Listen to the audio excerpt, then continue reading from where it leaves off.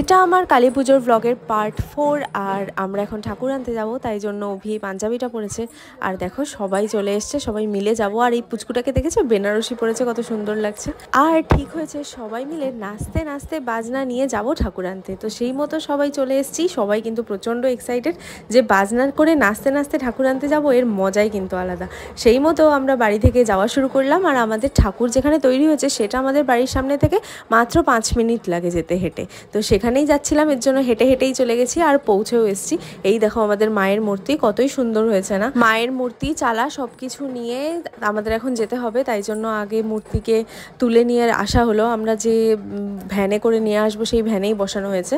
আর তারপর সব কিছু নিয়ে এবার আমরা নাচতে নাচতে যাব। তো আমি এখানটা আর কোনো ভয়েস ওভার দিচ্ছি না, তোমরা শোনো যে আমরা কত মজা করে নাচতে নাচতে নিয়ে এসেছি। ডুগডুগির আওয়াজের সাথে আমাদের নাচ, ওটাই ভালো লাগবে শুনতে। তো শুনে নাও, আর এই ব্লগটা একটু বড় হতে চলেছে।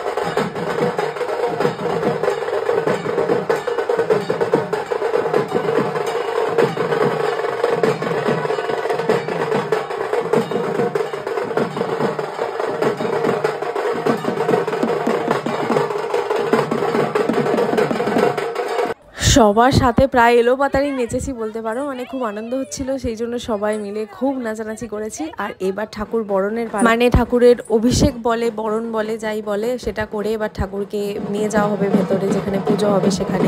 তাই জন্য এই দেখো বরণগুলো রেডি হয়ে গেছে। এই বরণগুলোটা কিন্তু আমি নিজে হাতে এঁকেছি, তোমাদেরকে পরে সব কিছু দেখাবো।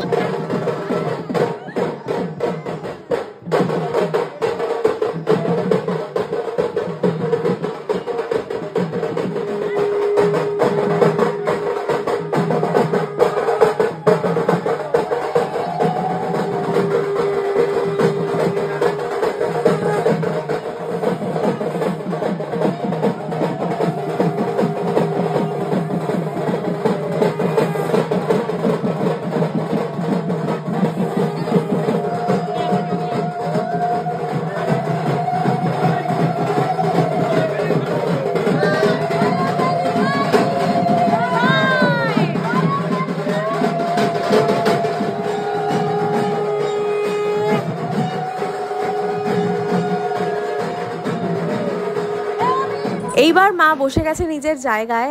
আর দেখো সুন্দর করে সাজিয়ে দেওয়া হচ্ছে, একে একে ফুলের মালা সবকিছু পরিয়ে দেওয়া হবে। আর তারপর সুন্দর করে পুজো শুরু হবে। কিন্তু মা তো বসে গেছে নিজের জায়গায়, এবার আমরা যে সাজগোজ করব সেটাও তো রেডি করতে হবে, মানে আমাদেরও নিজেকে সাজুগুজু করে তৈরি করে নিতে হবে পুজো দেখার জন্য। তো যাই, এবার রেডি হয়ে আসি, রেডি হয়ে তোমাদের সাথে বাকি ব্লগ শেয়ার